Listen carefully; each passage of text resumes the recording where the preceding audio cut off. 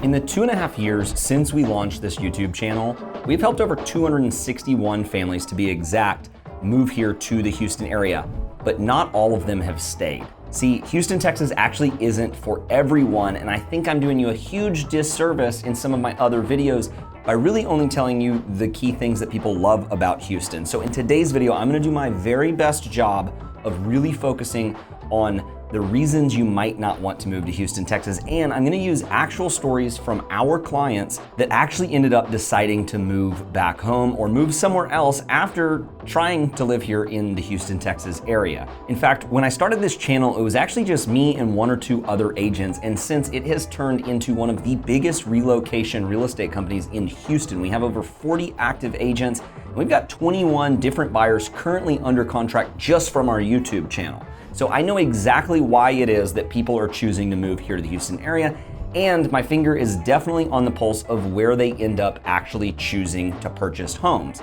So for all of those reasons, now I want to dive into some of the things that we have found that our clients actually hate or don't like about Houston, so much so that some of them have actually called us back and said, hey, we are leaving Houston. The first one we're actually going to dive into is one that you might already be familiar with, and that is the heat. It is hot here in Texas, everyone knows that, but so much so that we've actually had clients move here and within 10 weeks call us and say, hey, Kyler, we made a mistake. We have to leave. It's just too hot here. Now, does this happen with everyone? No, but it's happened with specific clients. In fact, one comes to mind. We had one of my favorite clients that we've had, Richard, reach out to us. He actually moved here from Virginia, and he bought one of my favorite homes that we have sold. It was the model home, the most expensive model home in Bridgeland. And we sold it to him for right around $2.5 million without being too specific, not to give away private information.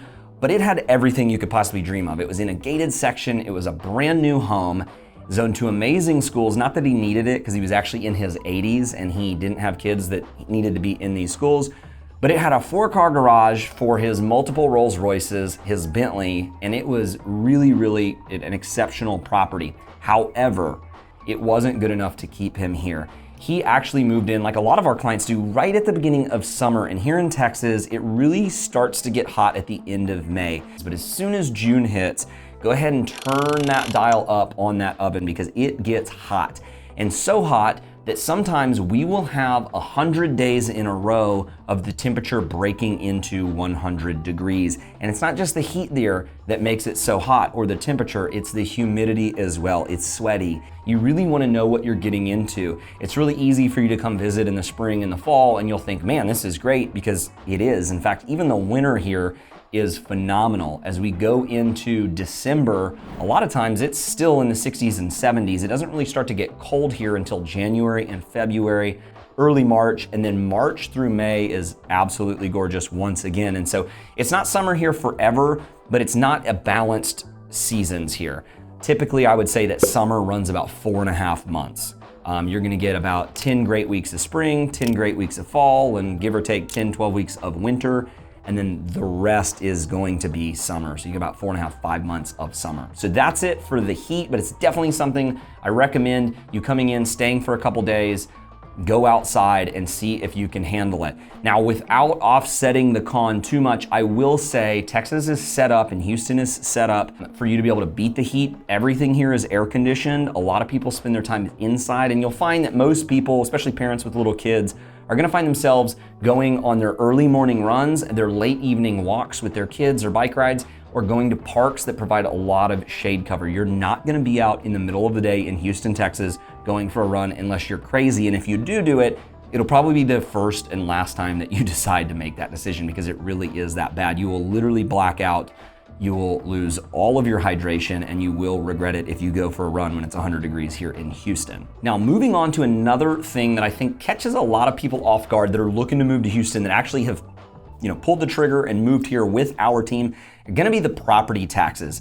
Now, here in Texas, as you know, and we put in our other videos, we don't have a state income tax, which is very enticing for people that are used to paying these higher state income tax. In fact, we've seen them as high as 13% depending on your tax bracket in California. And so when you're running those numbers, sure, there's really good reason to move here to Texas until you see your property tax bill. Now, the first thing that you need to know about property taxes here in Houston is that no matter where you live, the property taxes are gonna be different. You could live in the same neighborhood and actually have a different property tax than somebody that lives on the other side of the community. So just to give you a healthy range, here in the Houston area, the lowest property taxes that we're typically gonna see start around 1.6. I haven't seen many that are lower than that. They might get a little bit lower somewhere in the inner loop, but when you're looking in the suburbs, you're typically gonna find your lowest tax rate in either older areas or further out in the country in acreage communities, because they're not gonna have these MUD taxes, which are municipal utility districts. Now, if you're looking at master plan communities, which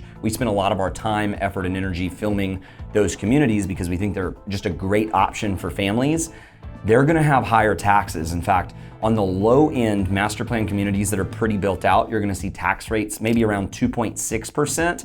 But if you're in a brand new master plan community, I've seen taxes as high as 3.8% in some of these communities. So if you're making $100,000 annual income in California, and let's just say miraculously a long time ago, you bought your home at $500,000. I know not many of those exist, but just for a hypothetical here, if you're making $100,000 a year in California and you're paying that state income tax, and you own a $500,000 home, you're gonna pay just under $5,000 in income tax in California, and then you're gonna pay right around $3,800 a year in property tax, which is gonna come out to around $8,700 per year. Now, if you made that same $100,000 per year, but you decided to move here to Texas that doesn't have a state income tax, you would think off the top of your head, yeah, I'm gonna save some money, which is the case. There's no state income tax here, unless you buy a home with a higher property tax.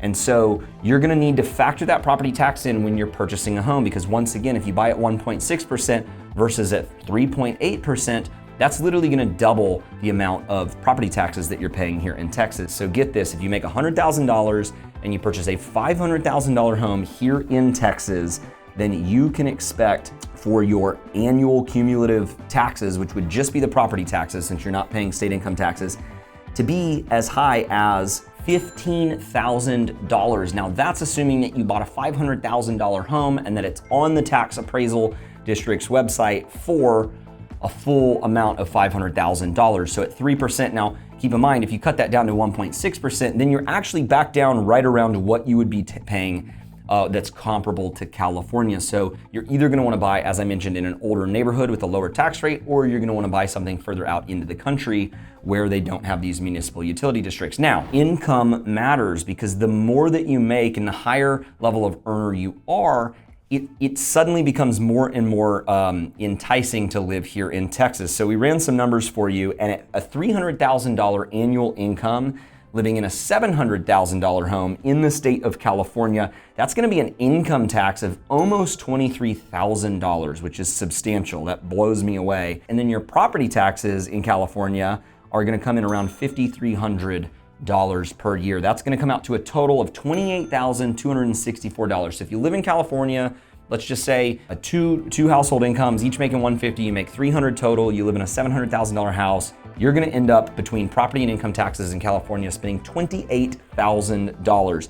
Now that same income here in Texas, when you bring that $300,000 wage earner here and you pay no state income tax, you're gonna pay zero in state income taxes. If you're making that same $300,000 and you purchase a $700,000 home, you're gonna pay $21,000 a year before any exemptions in property taxes. And so when you compare that to California, you're actually saving right around $7,000 per year. And it goes up from there, because a lot of people that I've found that are higher wage earners making $700,000 or $1 million or $2 million annually, when they come here, a lot of times they actually still live in, you know, $1.2 to $1.7 million homes, because affordability when it comes to housing here is so significant. You can get an absolutely insane home for $2 million here. So I can see for those making under $100,000 a year, it's gonna come out to be pretty much a wash. And then if you're not purchasing real estate here in Texas, if you're even a lower wage earner and you're just coming here to rent initially, you're actually gonna pay no state income tax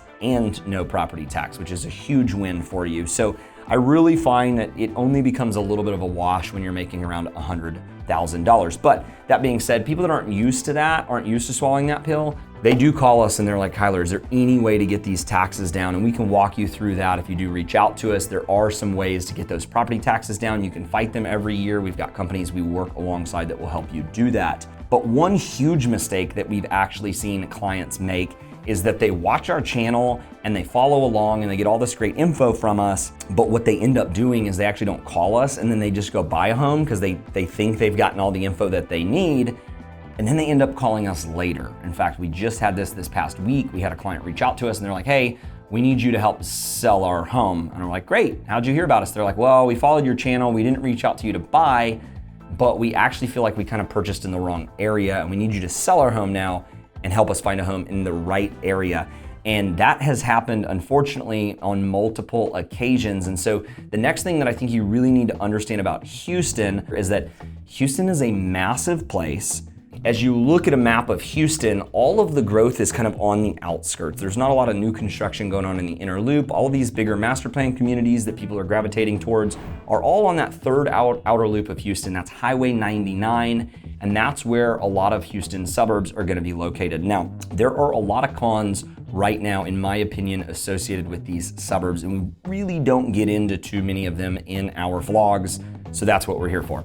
So, one of the cons in the suburbs in Houston, Texas right now, in my opinion, and clients are giving us this feedback too, and so we're trying to warn them, is that the home builders and the developers are actually developing a lot quicker than the infrastructure in those suburbs is developing. And so a lot of times what will happen is if you want the best deal, you're gonna have to take a little bit of a hit. You're gonna have to actually move into an up and coming area that maybe doesn't have all of those convenient amenities that you want day one, that you're used to where you're moving from. So I'll give you an example. Hockley is an up and coming area. We just filmed out there recently. There's two really great neighborhoods that I think show a lot of potential. It's Jubilee and the Grand Prairie. But if you go out there right now, you're gonna be confused. You're gonna be like, what is going on here? There's nothing. They've got a couple model homes. They're nice homes, but it's almost just a bunch of promises. It's just fields right now. As we've seen over the years selling real estate here, I was the guinea pig in my neighborhood, Grand Central Park, which is a master plan community here in Conroe that used to be a Boy Scout camp.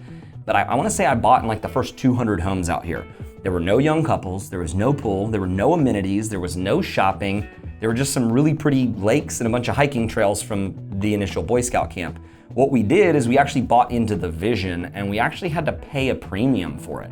So when we moved there, in order to get in on the ground floor and get a home at a more affordable price and be in an area where our home was gonna appreciate, we actually kind of had to take a hit. And that hit that we took was a couple of things.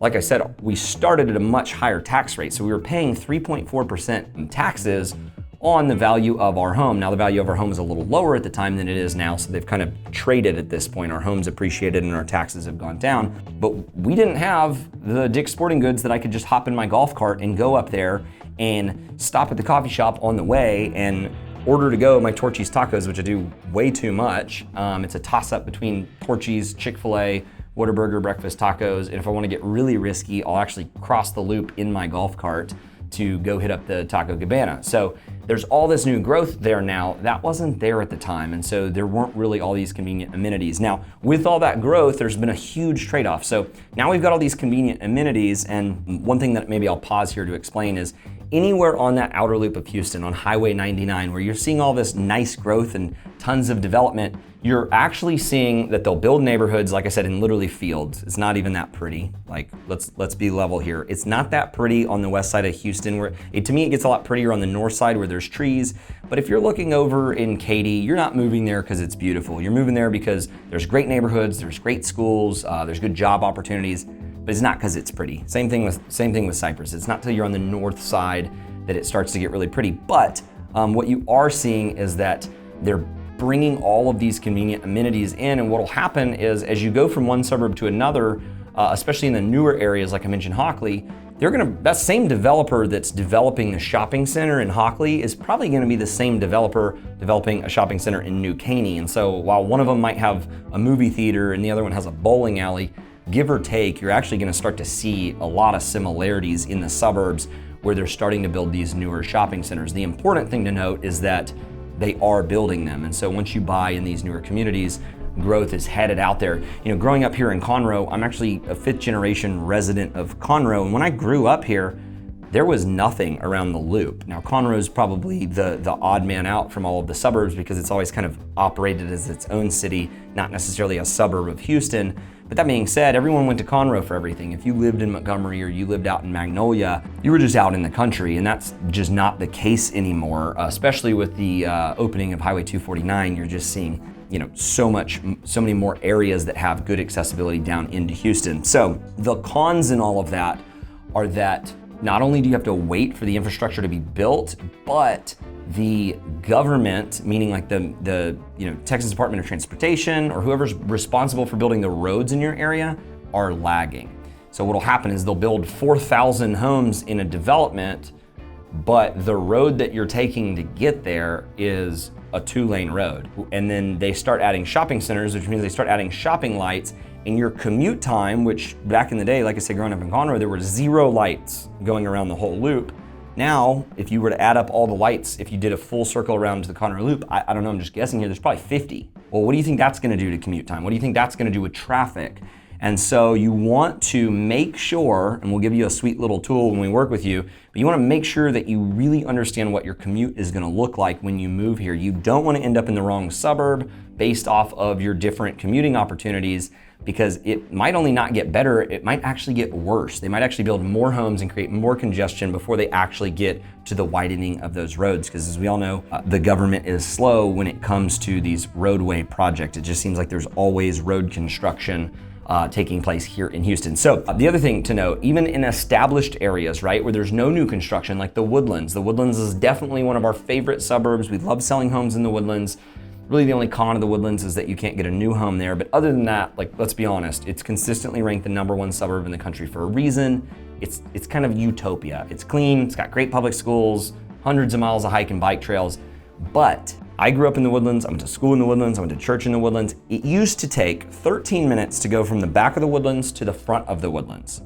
Since then, no infrastructure has changed. Having moved back here 6 years ago, I was always underestimating how long it would take, because now to get from the back of the Woodlands to the front of the Woodlands, even without a ton of traffic, it's like 27 minutes. So if you're not really thoughtful in where you buy your home, you could actually be really screwing yourself over when it comes to traffic. Now, before we move on to our next con, I think it's important that you know who I am. My name's Kyler Ferris, and we've been making videos just like this for you for over 2.5 years now, and that's what's led to us successfully relocating over 261 people here to Houston. And that does not count the hundreds of other people that we help here in the local marketplace here on an annual basis. So if you're thinking of moving here, don't make the same mistakes that some other clients have in the past, where they reach out after it's too late, or after they've already started talking to a builder, or after they've purchased the wrong home and they need us to sell it to help them find the right home. So if you've got any questions, don't be shy. We make these videos for you, so give us a call, shoot us a text, send us a quick email, or fill out that survey down in the comments below. That way a member of our team can get connected with you, and we can really start helping you make that smooth move right here to Houston, Texas.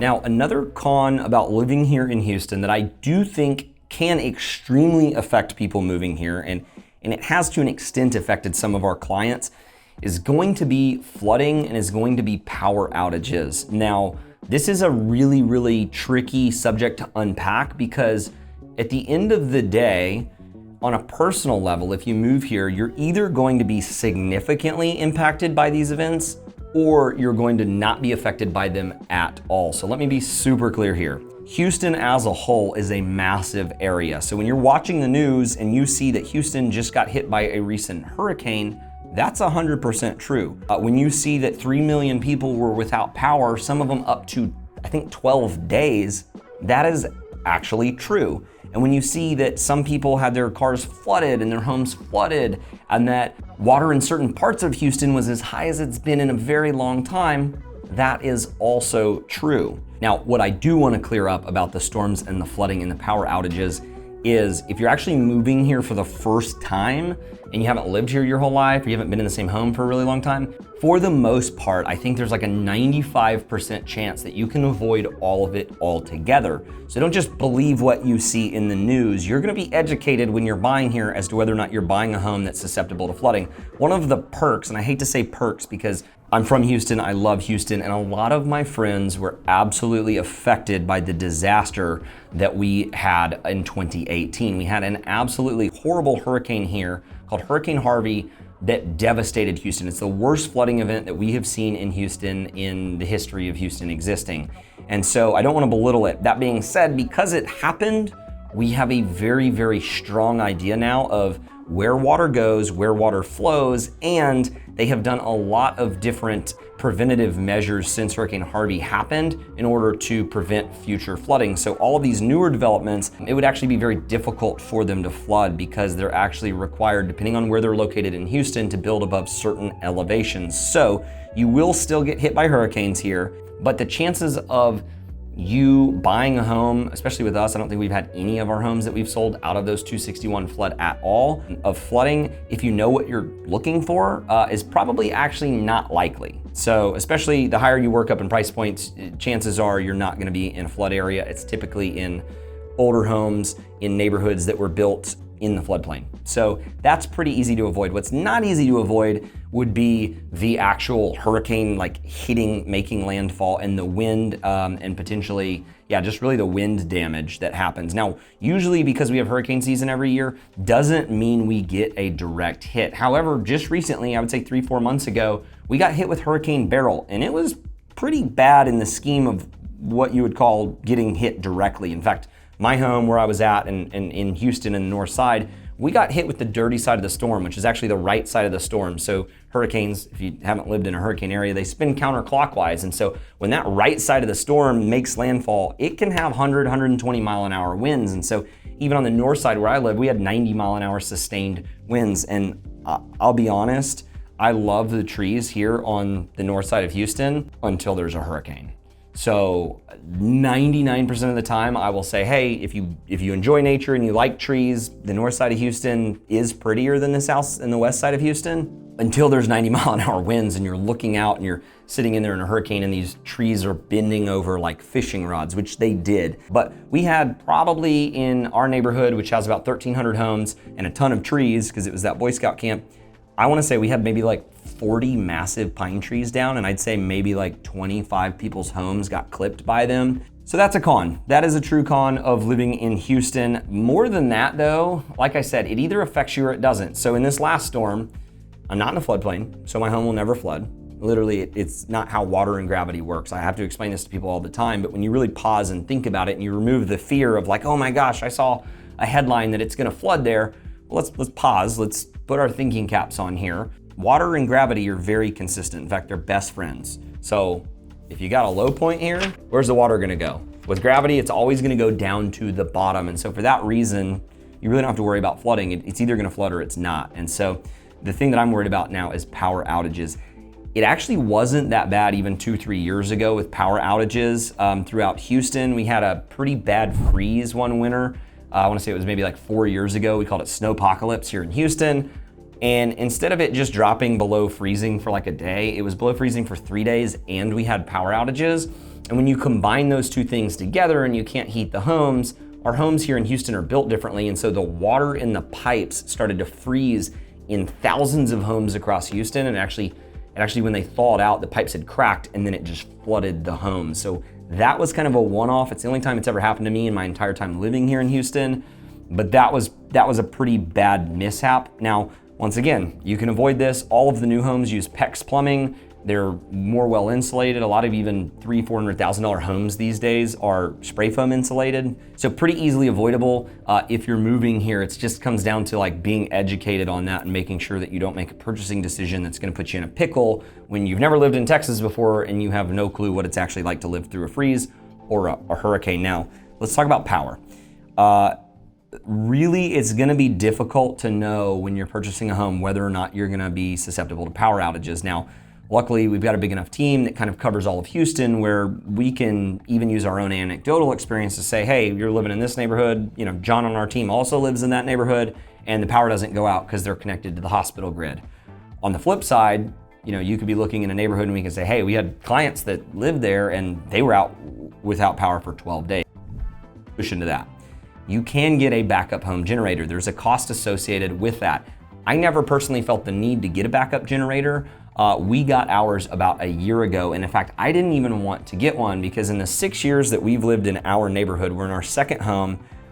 The first 4 years, I don't even know if we lost power. Then about 2 years ago, we started to lose it once or twice, but it wasn't until we had a little baby and we lost it for about 4 hours in the summer in the evening, and it was hot and sweaty in our house and the kids were crying, and that's when my wife, who's never asked for anything and is super frugal, she looked me right in the eyes and she said, we're buying a generator. And I said, you know what, I'll give you this one. I didn't want to do it. I was like, we never lose power, but we'll do it.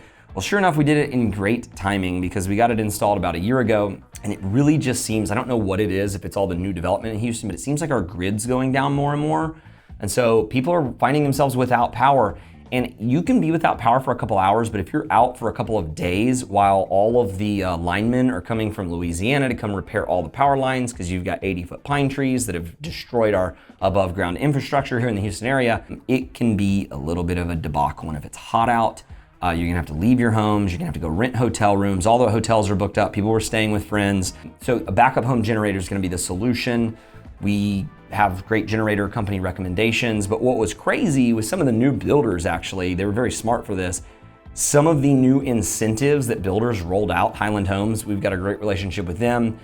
They actually started to offer backup home generators with the purchase of their home. So instead of giving you a $15,000 closing cost credit, they would just go ahead and at closing contract out a generator company to install a generator. And they run on natural gas. And so natural gas is all buried. So whenever you have a big storm, doesn't matter if it floods, doesn't matter if the power lines are down, it's just gonna click on. And so during Hurricane Beryl, half of our neighborhood lost power, but half of our neighborhood didn't lose power. And ironically enough, we were blessed to not lose power, so we didn't even use our home generator. So we spent all this money, we were ready to use it, and then it didn't happen. We didn't need it, it just flickered. And what's cool, if you do need to use your home generator, after about 60 seconds without power, it just clicks back on, lights come on, TV comes on, fridge is cooling, AC is blowing, Wi-Fi clicks back on, and I hate to say it, but it's like it never happened. And so it all comes down to how you set yourself up when you move to Houston. So all easily avoidable, but it's pretty sad to see what happens to our city when we get hit with a really bad storm. Now, there's one more con that I want to discuss that I can't say that anyone's called us and said, hey, we're moving because of this. That hasn't happened yet. But the one that I find is that's most consistent, it's not gonna keep people from, they're not gonna move back away because of it, but that they hate is they don't like the bugs. And there are bugs here. I'm not used to a place that just doesn't have bugs. To me, that's like a foreign concept. That you just have this miraculous place that's sunny and 72 year round called California that just doesn't have bugs apparently. But we do have mosquitoes here. Other bugs I'm not too concerned with. Wildlife like snakes aren't really an issue. They exist here, but they're not like an issue. They're not even something that's on the top of my mind when I'm walking around here. But mosquitoes are. Mosquitoes suck, okay? Let's just be honest. Mosquitoes suck. And depending on what kind of rainfall we have here in Houston kind of dictates how the mosquitoes are gonna be for the year. So when it's actually really wet and moist, you're gonna have a worse mosquito season. If it's really dry like it was, I think 2 summers ago, where I don't even think we had rain for like 100 days, the mosquitoes actually weren't that bad that year. I guess it just killed them off. I don't know how that works. Maybe we could manipulate the weather and just kill all the mosquitoes in 1 year. That would be great. You can work on that, government. But since we can't do that, you gotta deal with it. Now, something to note is because it's so hot here, it's not like mosquitoes are out 24/7. So if you're waking up in the early hours, right as the sun's rising, for about 30 minutes, there's kind of a little bit of a feeding window. It's when it's getting hot and it's humid out. They love it. They love it after a rainstorm. But then also in the evenings, as we're kind of wrapping up to get the kids out of the cul-de-sac, they're all playing together. We're like, hey guys, come in. And I actually use it as a great excuse. I tell my kids, because they cry every time I take them from their friends to go in to eat dinner. I'm like, guys, mosquitoes are coming, and they run and and so it's kind of perfect, but it's real. So bugs are a real issue, probably not gonna keep you from moving here, something you should probably know about. They've got these little non-toxic stickers you can put on. We've tried it all. You can spray your yards. I just sprayed cedarwood oil in our whole yard last week. Doesn't put much of a dent in it. Just, go inside for 30 minutes and do your best not to get bit. Now, one more con that I haven't actually seen anyone else talk about is, in my opinion, Houston, as you make your way kind of into the city, it's really not that pretty in my opinion, personally. I've lived in Austin before, and I just genuinely think geographically it's a prettier area with the hill country. I've lived in Dallas. My dad lives in Dallas. I think from like a city perspective, when you're talking about the downtown area, it's just much cleaner. It's nicer, it's almost more affluent. It just seems classier. So there are definitely a bunch of spots in Houston that personally, like I don't go there, not because I'm worried about crime or because I'm scared to go there, but to me, it's just like not a good vibe is the best way to put it. So the suburbs in Houston are amazing. And then there's like, you know, the pockets of Houston that I think are great. There's some gorgeous oak trees as you get down into kind of the west side of Houston. You've got Midtown, which is kind of where the young professionals live. You've got Edo, which is kind of the gentrified kind of hipster side with all the breweries. So you got all that cool stuff going on. But I live up on the north side of Houston, and there's two cons in my opinion. One, the suburbs are just kind of too far from the city. I feel like if I was 15, 20 minutes from downtown in a suburb, I would probably go to like Astros games more, or the Texans games, or just concerts, or the Houston Rodeo. But it's without traffic about a 40, 45 minute drive just from where I live in the Conroe Woodlands area. And you add traffic onto that, you're looking at an hour just to get to downtown. That's not even to get to the other side of Houston. And so because the suburbs are so far out, I just find myself not really going to downtown much. But really the con I want to touch on is from these suburbs, which are all kind of nicer and newer, into Houston, depending on where you're at, it actually is kind of like trashy in my opinion. And so it's pretty run down, just very industrial vibe, train tracks with, train cars with graffiti on them. It's just like, from the time, in my opinion, when you get from like Spring on the north side of Houston and you go south all the way to downtown Houston for the most part, not a big fan. So popular, unpopular opinion, I don't know. Let me know in the comments below if you live here, if you agree. I'm sure you will.